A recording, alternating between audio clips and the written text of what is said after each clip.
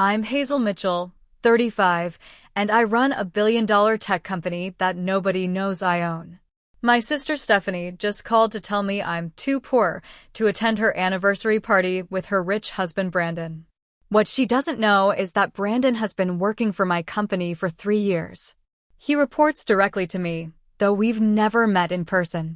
He has no idea that the mysterious HM who signs his paychecks is actually his wife's unsuccessful sister. Before I tell you what happened next, let me know where you're watching from and subscribe to hear how I turned the tables on my status-obsessed sister. Growing up in a middle-class neighborhood in Boston during the 90s wasn't particularly remarkable. Our father worked as an accountant, and our mother taught 3rd grade at the local elementary school.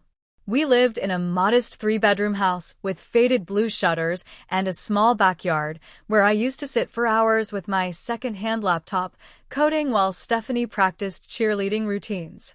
From the beginning, Stephanie was the golden child. 3 years older than me, she had the kind of natural beauty and social grace that opened doors effortlessly. Tall, blonde, and effortlessly charming, she collected friends and admirers like some kids collected baseball cards. Meanwhile, I was the awkward one with perpetually messy brown hair who preferred the company of computers to people. "Why can't you be more like your sister?" became the unofficial family motto. When Stephanie was crowned prom queen, our parents threw a massive party. When I won the state computer science competition, they barely remembered to pick me up. "Computers are just a phase," my mother would say, patting my hand sympathetically. "You'll grow into your looks eventually." But it wasn't a phase. While Stephanie was learning how to flirt and manipulate social situations to her advantage, I was teaching myself programming languages and building basic websites for local businesses. By 16, I was making more money from my little side projects than Stephanie was from her part-time job at the mall, but somehow that didn't register with my parents as success. College created an even wider divide between us. I received a scholarship to MIT, while Stephanie enrolled at a state school primarily known for its parties. She dropped out after 2 years to marry Richard, her first wealthy husband, a real estate developer 20 years her senior. My parents were ecstatic. "Your sister is set for life," my father told me proudly at the wedding. "She'll never have to worry about money." I bit my tongue and didn't point out that depending on someone else's money wasn't exactly independence. Instead, I focused on completing my degree and then my master's, working part-time at tech startups to build experience and connections. The real turning point came during my 2nd year of graduate school. I developed an algorithm for data processing that caught the attention of several venture capitalists. Within 6 months, I had secured enough funding to start Quantum Innovations. 2 years later, we went public, and my net worth jumped to 9 figures overnight. But I made a decision early on to keep my success private. I'd seen how wealth changed people, how they suddenly appeared when you had something they wanted. I'd watched Stephanie's social circle evolve based entirely on her husband's bank account. I wanted genuine relationships, not parasitic ones. So publicly, I remained just Hazel, the unremarkable sister who worked some tech job. I maintained a modest apartment in Cambridge, drove a practical car, and wore simple, comfortable clothes. Meanwhile, I channeled most of my wealth into further investments and philanthropy. The only people who knew the truth were my executive team and Uncle Frank, my father's brother who had always seen my potential. The irony of the situation reached its peak 3 years ago when Brandon Reynolds, Stephanie's second husband following her divorce from Richard, was hired as an investment director at Quantum Finance, a subsidiary of my company. His resume was impressive, and he was hired on merit. I never influenced the decision. But once he joined, I ensured our paths never crossed. As CEO, I could easily maintain my anonymity, communicating with Brandon only through emails signed HM. Or through conference calls where my voice was intentionally distorted as a security measure, something not uncommon in certain tech circles. For 3 years, this arrangement worked perfectly. Brandon proved to be an excellent employee, driven, intelligent, and respectful in our limited communications. I might have even liked him under different circumstances. But he had made the critical mistake of marrying my sister and subsequently adopting her disdainful attitude toward me. Through family gatherings and holiday dinners, I endured their thinly veiled condescension. Stephanie would boast about their vacations to Bali or the Maldives while Brandon would offer to explain investing to me so I could start building a little nest egg. I would nod politely, all while knowing I could buy their house 100 times over. It was an unusual situation, but one I had grown comfortable with. Until that phone call from Stephanie changed everything. "Hazel, it's Stephanie." Her voice carried that familiar note of practiced patience, as though merely speaking to me was an act of charity. "I'm calling about our anniversary party next Saturday." I balanced my phone between my ear and shoulder as I reviewed quarterly reports at my home office desk. "Oh, I didn't know you were having a party." "Well, it's not really your scene." She gave a light, dismissive laugh. "It's at the Greenwich estate. Very exclusive. Brandon's invited all the partners from his firm and several clients. Important people, you know." I made a non-committal noise, highlighting a discrepancy in the financial projections that Brandon's team had submitted just yesterday. "Sounds nice. Mom and Dad insisted I invite you, though." Her tone shifted to something more directly condescending. "I told them you wouldn't be comfortable there. I mean, let's be honest, Hazel. You're not exactly well-equipped for this kind of gathering." I stopped highlighting. "What do you mean by well-equipped? Don't take this the wrong way, but this party is for people who actually succeeded in life." Her words had the precision of arrows. "Everyone will be dressed in designer labels. They'll be discussing their investment portfolios and vacation properties. What would you even talk about? Your little computer job and your studio apartment." The familiar heat of humiliation warmed my cheeks, even though I knew her perception was completely wrong. "I have more to offer in conversation than you might think, Stephanie." She sighed dramatically. "Look, I'm trying to save you from embarrassment. You drive a 10-year-old Honda. Your idea of dressing up is putting on a clean hoodie. Brandon's colleagues' wives all have Birkin bags that cost more than your annual salary. You don't actually know what my salary is," I pointed out quietly. "Please. I've seen your apartment. If you were making any real money, you wouldn't live like a college student at 35. She paused for effect. "It would be like bringing a library book to a rare manuscript auction. You're just too poor for this crowd, Hazel. You'd stick out like a sore thumb." Despite knowing my true financial situation, her words still stung. They accessed decades of programmed insecurity, of always being considered the lesser sister. I gripped my pen tighter. "So why call at all?" I asked. "Like I said, Mom and Dad are insisting. They have this whole thing about family unity suddenly." She sounded annoyed. "So consider yourself technically invited. Saturday at 7, Greenwich Estate. But don't feel obligated to come. I can tell Mom and Dad you had a work thing or whatever." After hanging up, I sat motionless for several minutes, her words echoing in my head. The quarterly reports lay forgotten on my desk.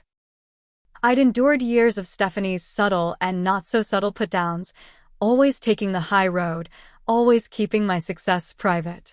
But something about this particular conversation had cut deeper. I pressed the intercom button on my desk phone. "Brooke, could you come in, please?" Brooke Anderson had been my executive assistant for 5 years and had become something of a friend in the process. She entered my office with her tablet ready. "You look like you're plotting murder," she observed, sitting across from me. I explained the conversation with Stephanie, watching Brooke's expression shift from disbelief to indignation. "So let me get this straight," she said when I finished. "Your sister, whose husband literally works for you, thinks you're too poor and unsuccessful to attend her party? The same party where half the guests probably answer to you in some corporate capacity." She shook her head. "That's beyond ironic. That's cosmic justice waiting to happen." "I've always kept my success private for good reasons," I reminded her, though I could feel my resolve weakening. And those reasons made sense when it was just about avoiding opportunists, Brooke countered. But now it's allowing your family to actively disrespect you. There's a difference between humility and self-erasure, Hazel. She was right, and we both knew it. So what are you thinking? She pressed. Will you go? The plan crystallized in my mind. Yes, and I'm going to need Thomas to be my plus one. Thomas Chin, my COO and longtime friend from MIT, would be the perfect companion for such an event. He knew how to navigate high society functions, and more importantly, he understood the complex dynamics with my family. And, I added, standing up with newfound determination, I'm going to need a shopping trip. Something tells me it's time for unsuccessful Hazel to retire. Later that afternoon, I called Uncle Frank, the only family member who knew about my success. He had invested in my company early on and had always been my champion. I think it's about time, kiddo, he said after hearing my plan. You've let them minimize you for too long. Just remember, the goal isn't to humiliate them. It's to finally stand in your truth. What if it damages my relationship with Stephanie permanently? I asked, voicing my deepest concern. Uncle Frank's laugh was gentle but pointed. Honey, what relationship? Respect is the foundation of any meaningful connection. Right now, you don't have a relationship. You have a hierarchy with you at the bottom. That's not worth preserving.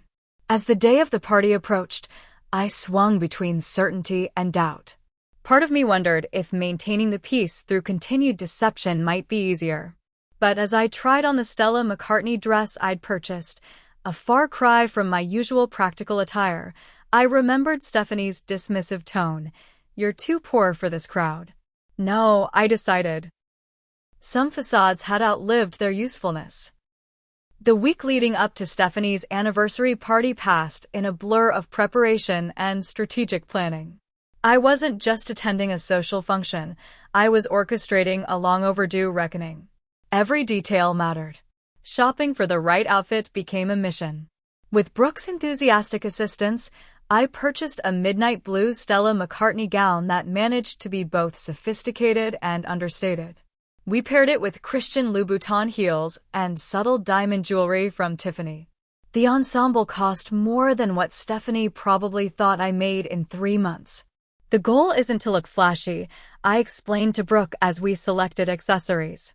It's to look effortlessly elegant in a way that makes Stephanie question her assumptions. Brooke nodded approvingly. Rich enough to make her suspicious, but not so ostentatious that you seem like you're trying too hard. Perfect. As I tried on the outfit, memories surfaced of 3 particularly painful family gatherings where Stephanie had gone out of her way to highlight our supposed differences in success. The first was Christmas 2 years ago, when she had loudly presented me with a basic professional attire gift card, announcing to the entire family that Hazel needs to start dressing for the job she wants, not the job she has. The second was at our cousin's wedding, where she had introduced me to other guests as her little sister who's still finding herself career-wise. And the third was just last Thanksgiving, when she had suggested I might want to consider dating one of Brandon's recently divorced colleagues because he doesn't mind women without ambition, and his alimony payments mean he can take care of you. Each memory strengthened my resolve.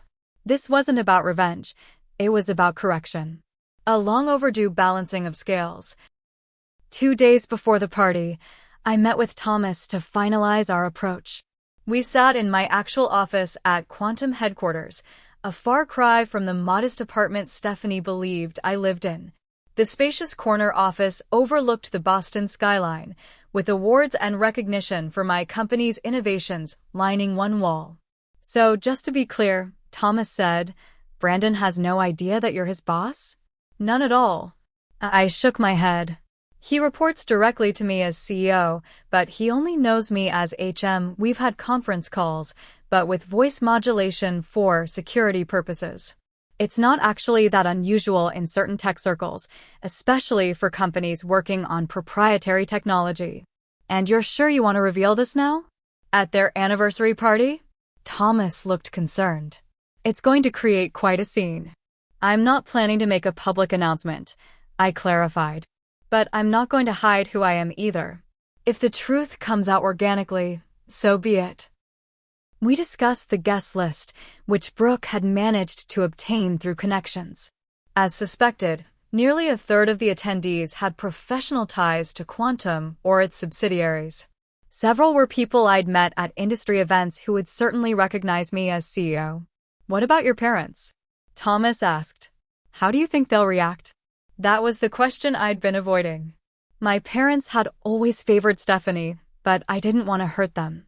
They'll be shocked initially, probably embarrassed about how they've treated me. But maybe this will finally earn their respect.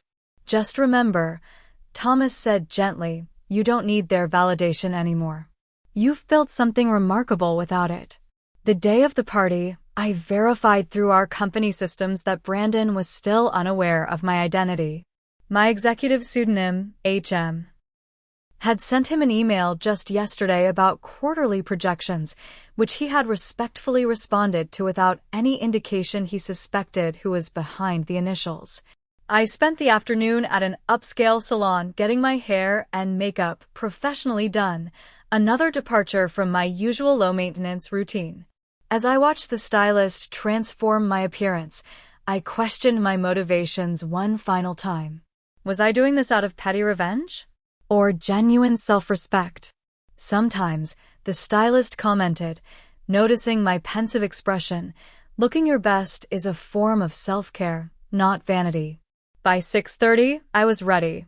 Instead of my practical Honda, I would be driving my rarely used Aston Martin, a car I'd purchased as a personal reward when Quantum's stock price had doubled last year.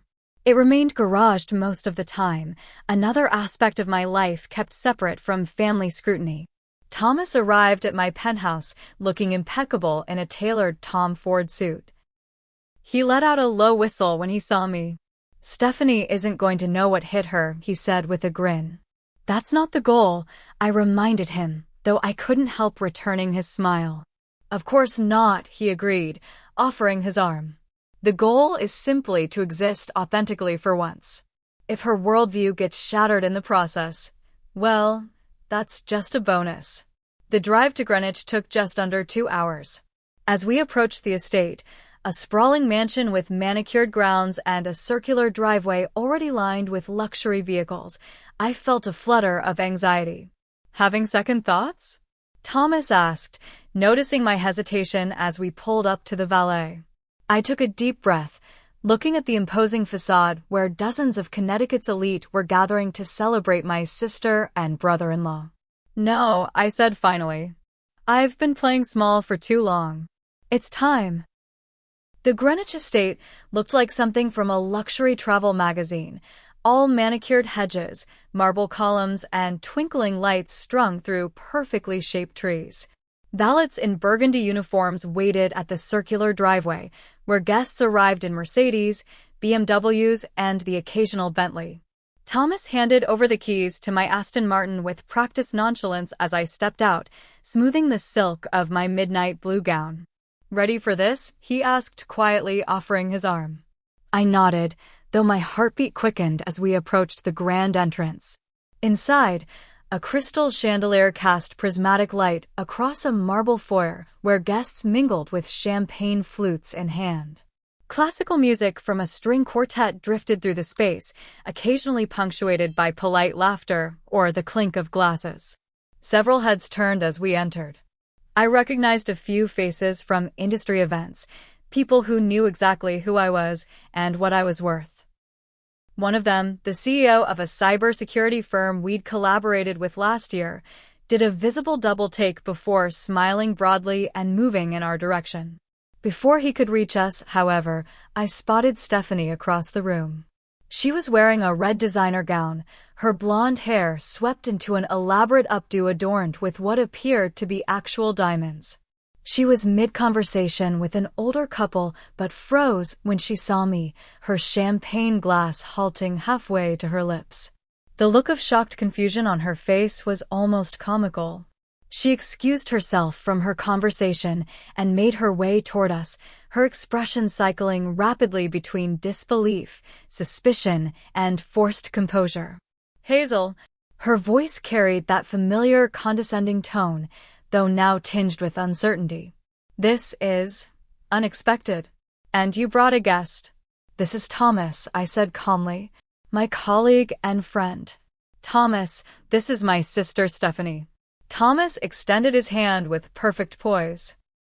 Lovely to meet you. Congratulations on your anniversary. Stephanie shook his hand automatically, her eyes still fixed on my appearance. That's a beautiful dress, she said, trying and failing to sound casual. It looks expensive.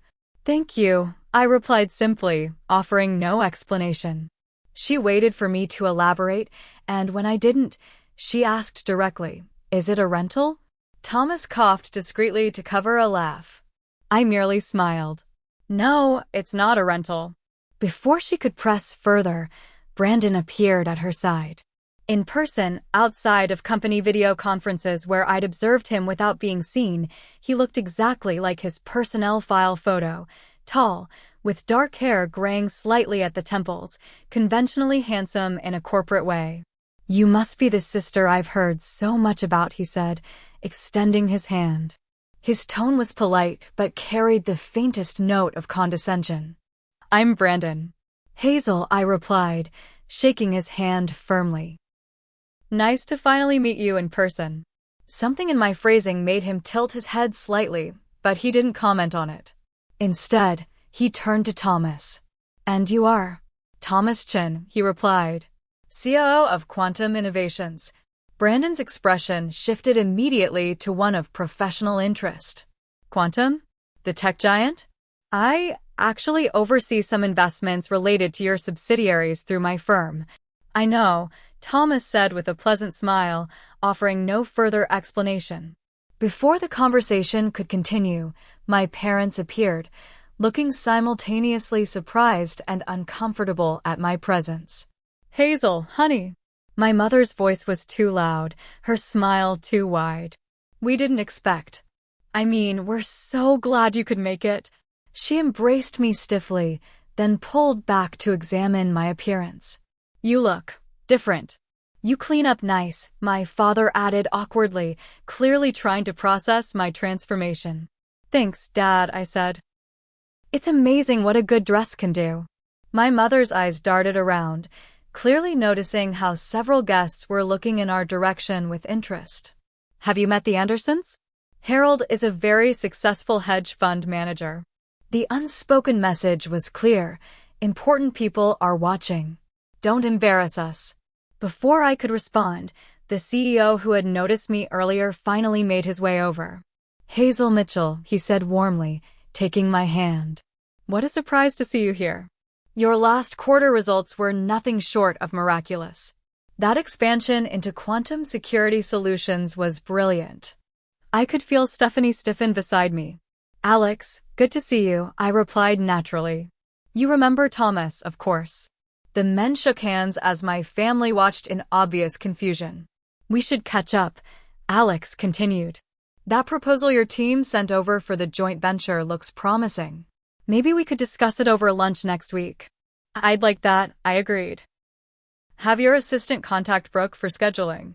As Alex moved on to greet other guests, I turned back to find my family staring at me with varying degrees of shock and confusion. Stephanie was the first to recover. How do you know Alexander Powell? She demanded in a harsh whisper. He's one of the most influential tech executives in the country. We've worked together, I said simply. Doing what? She pressed, her voice rising slightly before she caught herself and forced a smile for passing guests. Tech things, I replied vaguely, enjoying her frustration. It's complicated.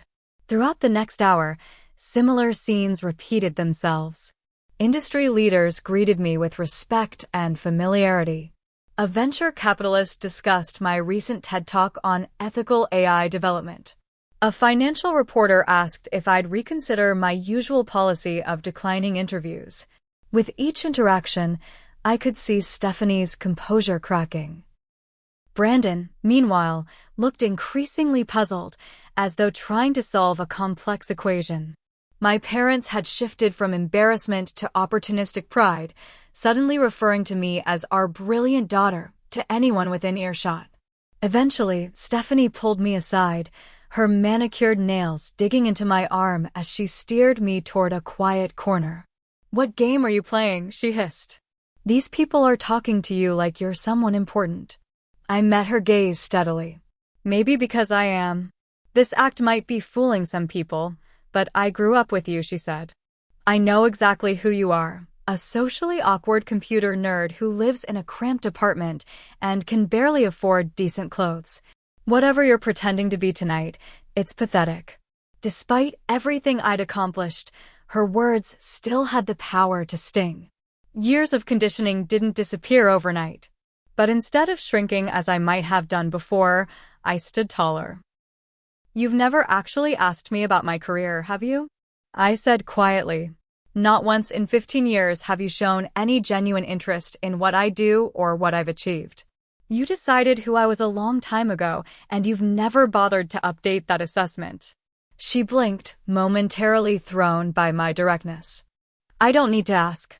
I've seen your apartment, your car, your clothes. What you've seen is what I've chosen to show," I replied. "Maybe you should question why I've made those choices." Before she could respond, we were interrupted by the event coordinator announcing that dinner would be served. Stephanie gave me one last suspicious look before plastering on her hostess smile and returning to the main group.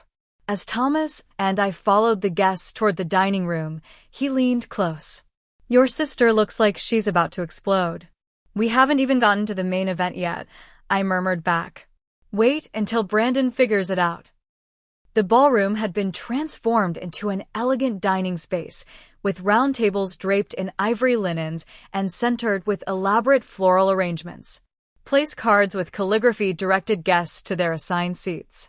Thomas and I were placed at a table with two investment bankers and their wives, a marketing executive, and, to my surprise, Brandon's direct supervisor from Quantum Finance, Patrick Nelson. Patrick recognized me immediately. "Ms. Mitchell, I had no idea you'd be here tonight." He stood to pull out my chair, a gesture of respect that didn't go unnoticed by the others at the table. "Please, it's Hazel," I reminded him. "How are things at the Northeast Division?" As Patrick launched into an update on the division's performance, I noticed Brandon watching our interaction from the head table, his brow furrowed in confusion. Beside him, Stephanie was whispering urgently in his ear, her smile fixed, but her eyes darting repeatedly in my direction. Throughout the first course, a delicate scallop ceviche, the conversation at our table revolved primarily around business and market trends. The investment bankers were particularly interested in Quantum's recent expansion into biotech security systems. "That acquisition of BioEncrypt was masterful," one of them commented. "Stock jumped 18% overnight." I don't mind saying I made a tidy profit on that move. "The synergy made sense," Thomas explained. "Their encryption protocols paired perfectly with our quantum computing architecture." I noticed Brandon had begun circulating among the tables, ostensibly playing the role of gracious host, but inevitably drifting closer to ours. He arrived just as one of the bankers was asking about my leadership philosophy. "I believe in transparency and merit," I was saying. "The hierarchical models of previous generations often stifled innovation. At Quantum, even entry-level analysts can propose ideas directly to senior leadership." Brandon hovered at the edge of our table, a strange expression crossing his face. I had used almost identical language in a company-wide memo just last month, a memo signed with my initials, HM. "Excuse me," he interjected, "but did you say you work at Quantum?" All eyes turned to him, then back to me. I smiled politely. "Yes, I do." "In what capacity?" His tone was professionally curious, but I could detect an undercurrent of suspicion. Before I could answer, Patrick spoke up. "Brandon, you haven't had the pleasure? This is Hazel Mitchell, the founder and CEO of Quantum Innovations. Your boss's boss, essentially." He laughed good-naturedly. Brandon's face went perfectly blank, the kind of studied non-expression that people adopt when they're processing shocking information and trying not to show it. "I wasn't aware," he said carefully. "The CEO I report to uses only initials in communications. For security reasons." I confirmed with a slight nod. "Hazel Mitchell." I could almost see the connections forming in his mind, the puzzle pieces shifting into place. His gaze moved from my face to Thomas, then back to me. "You're Stephanie's sister," he said slowly, as though confirming it to himself. "Yes," I replied simply. The dinner continued, with Brandon returning to his table looking distinctly unsettled. Through the main course, I observed him leaning close to Stephanie, engaged in what appeared to be an intense conversation. Her expressions cycled from dismissive to confused to increasingly alarmed. During a brief lull between courses, I excused myself to visit the powder room. As expected, Stephanie followed me there within minutes. She entered like a storm, checking that we were alone before rounding on me. "What exactly did you say to my husband?" she demanded, arms crossed defensively. "I didn't say anything that isn't true," I replied calmly, touching up my lipstick in the mirror. "He's asking if you're the CEO of Quantum." "That's ridiculous." She gave a forced laugh. "Tell me this isn't some elaborate prank you've set up to embarrass me at my own party." I turned to face her directly. "It's not a prank, Stephanie." "So you're seriously claiming to be the CEO of one of the biggest tech companies in the country?" Her voice dripped with skepticism. "The same company Brandon works for?" "Yes," I said simply. She studied my face, looking for signs of deception. Finding none, her expression shifted to anger. "This is low, even for you. Hiring people to pretend they know you, making up some fantasy about being important. Why is it so hard to believe I might be successful?" I asked, genuinely curious despite my frustration. "Because I know you," she exclaimed. "You've always been, ordinary. The quiet one, the awkward one. That was 20 years ago, Stephanie. People change. They grow." "Not that much," she insisted, though I could see doubt creeping into her expression. Our conversation was interrupted by another guest entering the powder room. Stephanie plastered on a smile and exited, but not before giving me a look that clearly said this discussion wasn't over. When I returned to the dining room, the atmosphere had shifted. More guests were looking in my direction, whispering. Word was spreading. Brandon was engaged in conversation with Patrick, glancing occasionally toward me with an expression I couldn't quite decipher. For the dessert course, Brandon had arranged a seating change that placed him directly across from me at our table. Thomas raised an eyebrow but said nothing as Brandon settled into his new seat. "So," Brandon began without preamble, "you're HM." I nodded. "I am. The same HM who sent me an email yesterday about the Singapore expansion?" "The very same." He took a measured sip of his wine. "And you've known that I work for you for 3 years, I supplied. Since you joined Quantum Finance." Brandon nodded slowly, processing this information. "May I ask why you never mentioned this at family gatherings? It seems like a significant coincidence to keep quiet about. Would you have believed me if I had?" I asked. "Or would you and Stephanie have assumed I was lying to seem important?" He had the grace to look slightly uncomfortable at that. "Your sister has certain perceptions about you. Perceptions you've shared," I pointed out. "Or at least, never contradicted." Our conversation was briefly interrupted as the servers cleared dessert plates, and the event coordinator announced that dancing would begin shortly. "Your work has been excellent, by the way," I said quietly as guests began moving toward the dance floor. "Your analysis on the European market expansion was particularly insightful." Brandon seemed caught between professional pride and personal discomfort. "Thank you, but I can't help feeling like I've been part of some elaborate test." "Not a test," I assured him. "Just an unusual circumstance that I never anticipated when you joined the company." He leaned forward, lowering his voice. "Does Stephanie know about any of this?"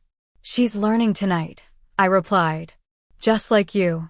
As if on cue, Stephanie appeared at Brandon's shoulder, her smile tight and her eyes calculating as they darted between us. Everything okay here, honey? They're about to play our song for the first dance. Brandon stood, looking somewhat dazed. Yes, everything's illuminating. He turned to me. I think we have a lot more to discuss, Hazel. As they moved toward the dance floor, Thomas leaned close. The storm is brewing. Are you ready for what comes next? I watched my sister and her husband taking their positions for their anniversary dance, both of them now viewing me through completely different lenses than they had just hours ago. Ready or not, I said, I think the truth is about to have its moment. The moment that changed everything happened during the toasts. After Brandon and Stephanie's first dance, glasses of champagne were distributed as guests prepared to honor the couple. Stephanie's father spoke first, followed by Brandon's college roommate, both offering predictable sentiments about love and partnership. Then Patrick Nelson, Brandon's boss, approached the microphone. He was several glasses of wine into the evening and had that particular looseness that comes with expensive alcohol and good company. I'd like to say a few words about Brandon, he began jovially. Not only is he a valued colleague, but he's one of the sharpest investment minds at Quantum Finance. Just last quarter, his strategic recommendations increased our portfolio returns by 12%. Polite applause followed this revelation. What many of you might not know, Patrick continued, is that Brandon has been personally mentored by our illustrious CEO. He gestured in my direction with his champagne glass. And what a rare treat to have her here tonight. I'm sure Brandon had no idea his wife's sister was actually his big boss, right? The room went completely silent. All eyes shifted between Patrick, me, and the couple of honor. Brandon maintained a controlled expression, though his complexion had paled considerably. Stephanie, however, looked as though she'd been struck. Her champagne glass paused halfway to her lips, her eyes widening in shock. I don't think that was common knowledge, Patrick, Brandon said carefully into the silence. Patrick's expression shifted to mortification as he realized what he'd done. Oh, I assumed, since you're family.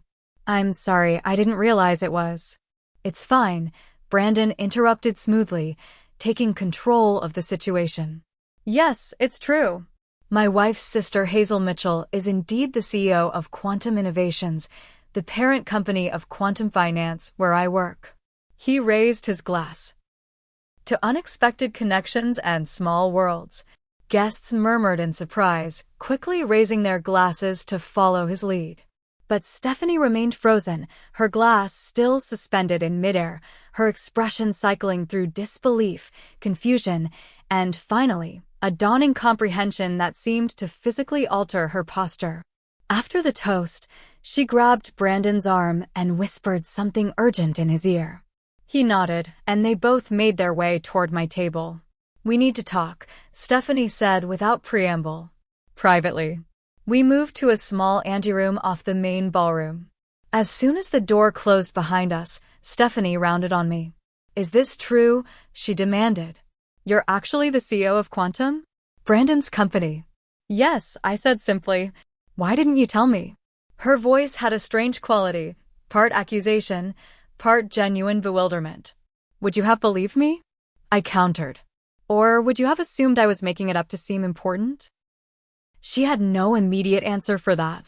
Brandon, ever the professional, stepped into the silence. I have to say, this explains a lot. The voice modification on conference calls, the insistence on email communication, the privacy protocols. Standard security measures, I said with a slight shrug. But yes, also convenient for maintaining anonymity in this particular situation. So, all these years, Stephanie said slowly, when we thought you were struggling, when I thought you couldn't afford nice things. I chose to live simply, I corrected. There's a difference. But why? She pressed. Why live in that tiny apartment when you could afford a mansion? Why drive that old Honda when you could have any car you want? I considered my answer carefully. Because I wanted relationships based on who I am, not what I have. Money changes how people see you. It changes how they treat you.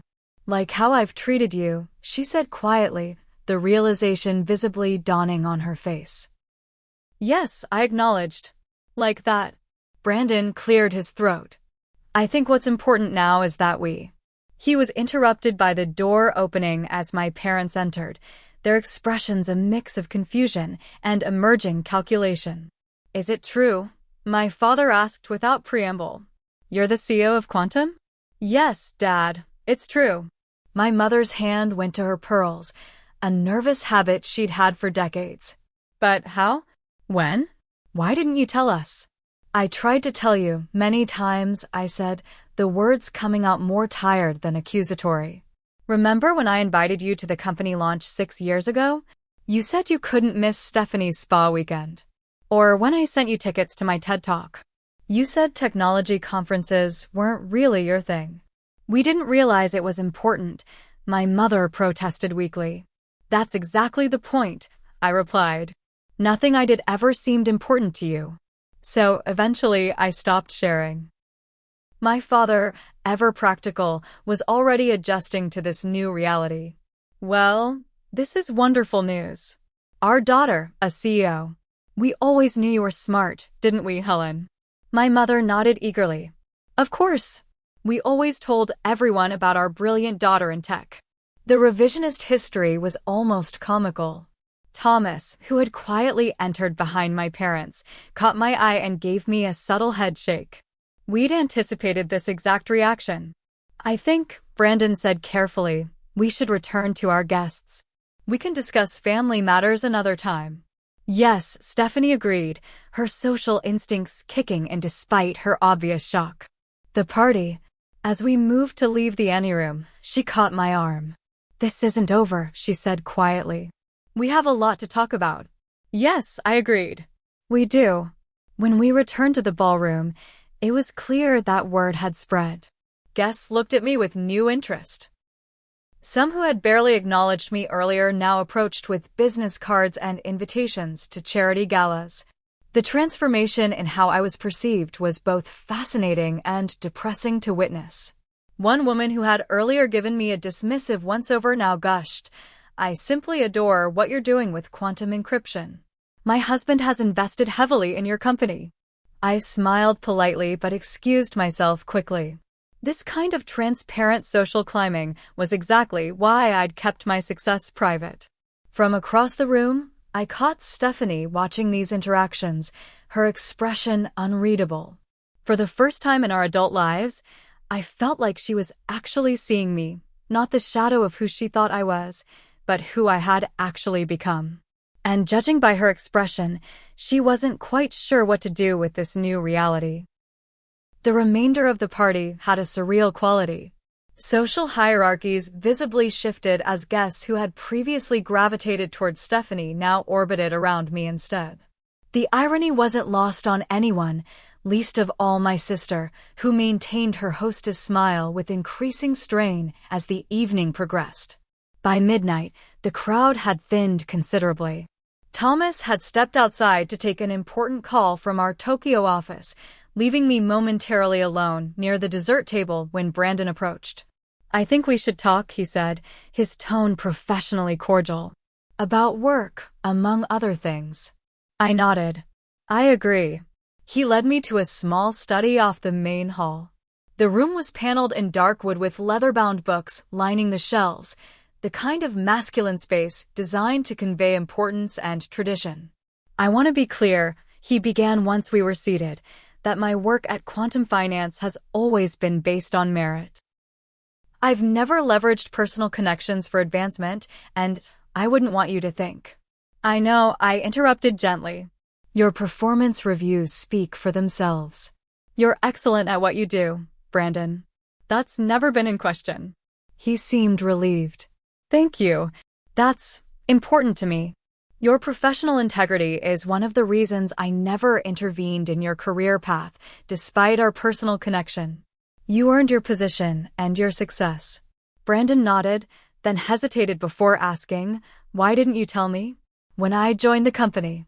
Several reasons, I admitted. Initially, it seemed unnecessary to complicate a good professional relationship with personal dynamics. Later, after I observed how you and Stephanie spoke about me at family gatherings, I let the statement hang unfinished. He had the grace to look uncomfortable about that. I may have formed certain impressions based on Stephanie's characterizations and reinforced them, I pointed out. Yes, he acknowledged. I did. And I apologize for that. It was unprofessional and unkind. His apology seemed genuine, which I appreciated. You know, the irony is that I've always respected your business acumen. Those quarterly reports you prepared for the Singapore expansion, I implemented most of your recommendations. A small smile of professional pride crossed his face before fading. This must be awkward for you too, having your brother-in-law report to you. It's certainly unusual, I agreed. But manageable if we're both adults about it. The door opened then, and Stephanie entered. She had changed from her evening gown into a more casual dress, though casual for Stephanie still meant designer labels and perfect accessories. Mom and Dad are looking for you, she said to me, though her tone suggested this might not be entirely true. They're having some kind of meltdown about all the opportunities they've missed to support your career. I couldn't help but smile at that. I'm sure they are. Brandon stood. I should check on the remaining guests. We can continue our discussion later, Hazel. After he left, Stephanie and I regarded each other in silence for a moment. The air between us felt charged with decades of misunderstandings and assumptions. So, she finally said, perching on the edge of a leather chair. A CEO. Yes. Of a multi-billion-dollar company. Yes. She shook her head slowly. I don't understand, Hazel. Why live in that apartment? Why drive that car? Why let us all think you were less than you are? It was the central question, and I considered my answer carefully. The simplest answer is that I wanted people to value me for who I am, not what I have or what I can do for them. That's surprisingly insecure for someone so successful, she observed. Maybe I conceded. Or maybe it's what growing up as the disappointing sister does to your perspective on relationships. She winced at that. I never called you disappointing. Not in those exact words, I agreed. But every comparison, every dismissal of my interests, every time you introduced me as your little sister who works with computers, the message was clear. Stephanie was quiet for a moment, perhaps truly reflecting on our history for the first time. I didn't realize how it affected you, she finally said. I thought I was just being a big sister. By constantly reminding me I wasn't as pretty, as popular, or as successful as you. When you put it that way, it sounds terrible, she said defensively. How else should I put it? She had no immediate answer for that. Instead, she asked, so what happens now? You've made your point. You've shown everyone that you're actually the successful one. Are you satisfied? This wasn't about satisfaction or making a point, I said firmly. It was about finally being honest about who I am. About not diminishing myself to make other people comfortable. Including me, she said quietly. Especially you, I confirmed.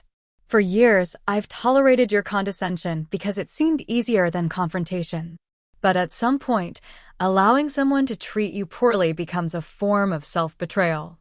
Stephanie looked genuinely startled by my directness. The sister she knew, or thought she knew, had always been accommodating, eager to avoid conflict.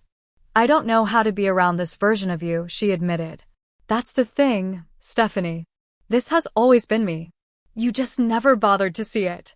Our conversation was interrupted by my parents entering the study, both looking somewhat flustered. There you are, my mother exclaimed. Hazel, darling, we've been talking to the Williamsons, such lovely people, and so impressed with your company. They've invited us all to their lake house next weekend. Helen, my father admonished gently, let's not overwhelm her. I noticed how they had seamlessly transitioned from decades of overlooking my achievements to suddenly basking in reflected glory. It was exactly what I had anticipated, and precisely why I'd kept my success private. I'm afraid I'll be in Tokyo next weekend, I said politely. Quarterly board meetings. Of course, my father said quickly. Your important CEO duties. We're so proud, you know. Always knew you'd do something special with those computer skills. The revisionist history was so blatant it was almost comical. Thomas, who had returned and was standing in the doorway, caught my eye with a raised eyebrow. Actually, I said carefully, I don't think that's accurate. You've both made it pretty clear over the years that you found my career choices puzzling at best, disappointing at worst. That's not true, my mother protested. We've always supported you. Mom, I said gently but firmly, you forgot my college graduation because Stephanie called about her engagement. Dad, you once told me that computer people were socially stunted and would never be truly successful. My father shifted uncomfortably.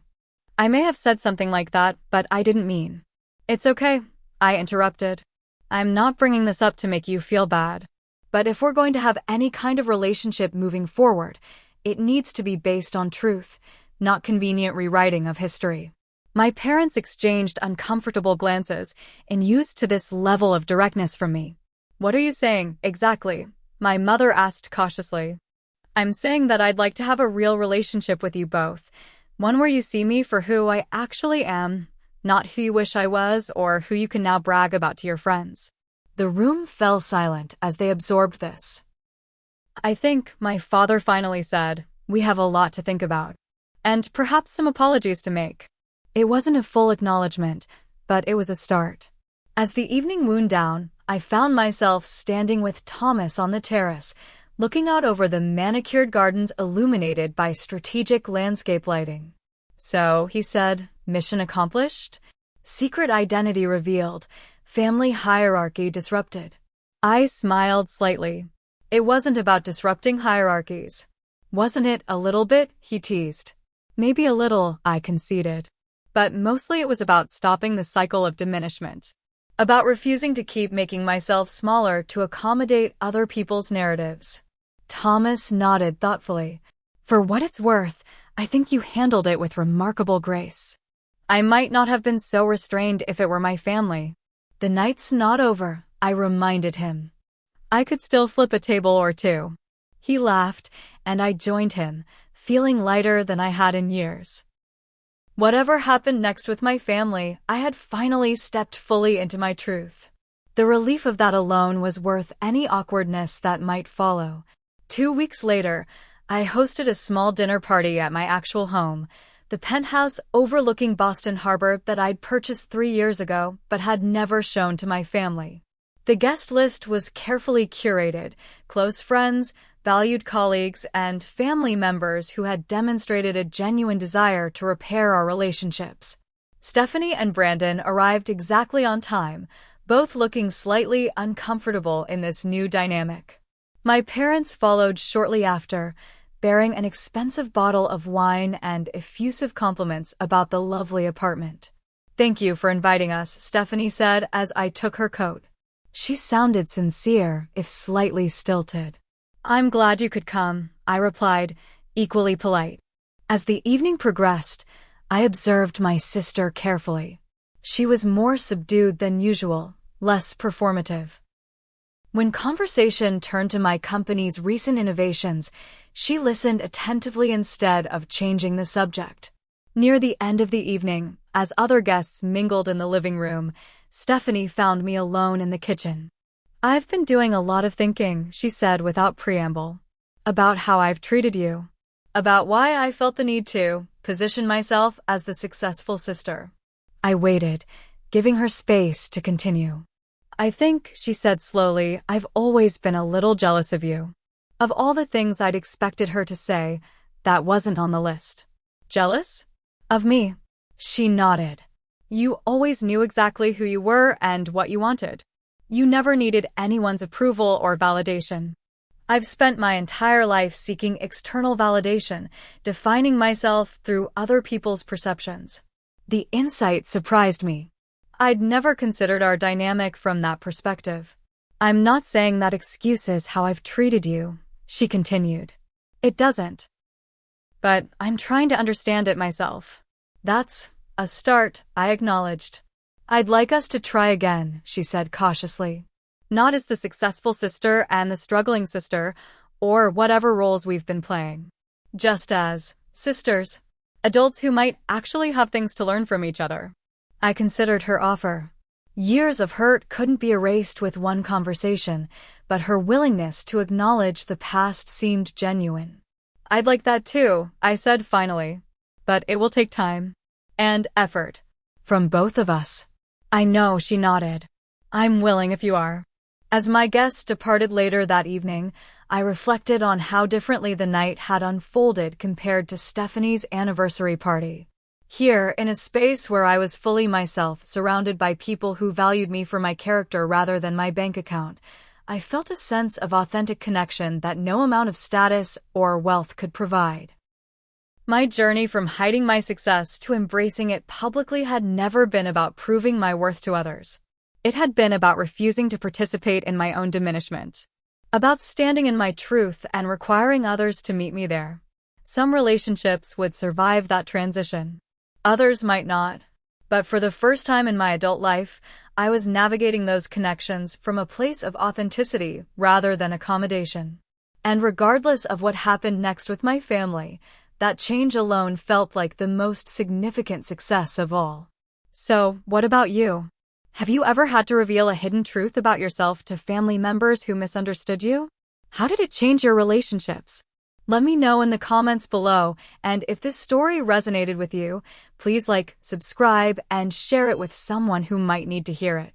Remember, sometimes the most courageous thing we can do is simply to be fully ourselves, without apology or pretense. Thank you for listening to my story, and may you find the courage to stand in your own truth, whatever that may be.